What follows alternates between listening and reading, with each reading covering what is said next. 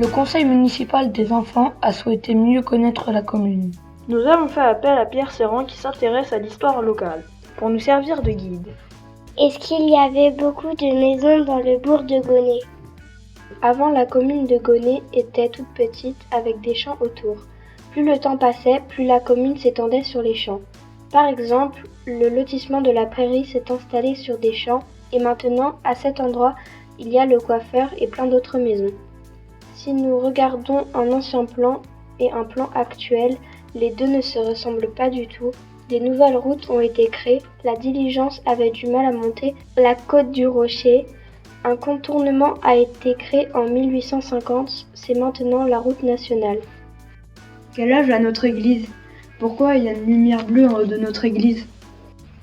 Notre-Dame de la Visitation a été reconstruite sur le plan d'Arthur Renaud, fait en 1901. Elle a été reconstruite parce que l'entrée d'origine n'était pas pratique. Le montant du devis s'est élevé à 88 300 francs. Les travaux de l'église se sont terminés en octobre 1904. La lumière bleue en haut de l'église représente la Vierge de Pontmain. L'épicerie de Gonnet, comme on la connaît aujourd'hui, a toujours été à sa place. Mais il y en avait deux autres. Une rue du Calvaire et là où va s'installer le nouveau salon de coiffure. Il y avait deux forges, un bourrelier, un sabotier, un cordonnier et un boulanger. Où les enfants allaient-ils à l'école avant ?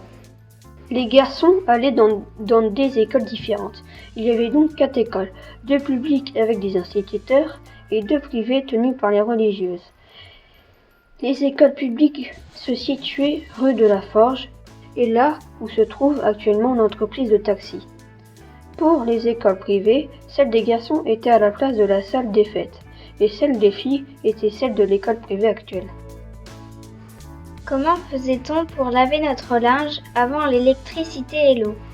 L'espace de loisirs de la Margerie, ouvert en 2016, a permis la mise en valeur du lavoir, un bien très utile pour les habitants jusqu'aux années 1965. Les plus anciens ont toujours connu le lavoir de Grabisson tel qu'il est aujourd'hui, ce qui amène à situer son aménagement actuel autour de la Première Guerre mondiale. Il a été rénové à l'identique à la fin du XXe siècle, vers 1998-2000. Est-ce qu'il s'est passé des événements marquants à Gonnet pendant la guerre 39-45 ? Un Allemand venait de Rennes, allant à Fougères pour faire fusiller des gens, mais des avions de chasse anglais lui ont tiré dessus jusqu'au cimetière. Il se cacha entre les pierres tombales du cimetière de Gonnet. Blessé, il se cacha dans les canalisations, puis il fut recueilli par les voisins du cimetière. Pourquoi y a-t-il une allée de la gare à Gonnet ?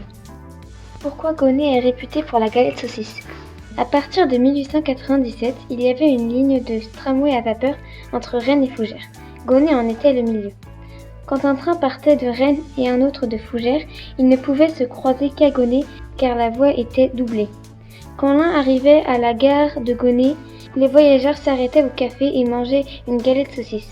D'où la réputation de la galette saucisse de Gonnet. Le train a cessé de fonctionner en 1949. Nous, on a beaucoup aimé découvrir Gonnet et vous en pensez quoi ? On espère que vous avez appris des choses.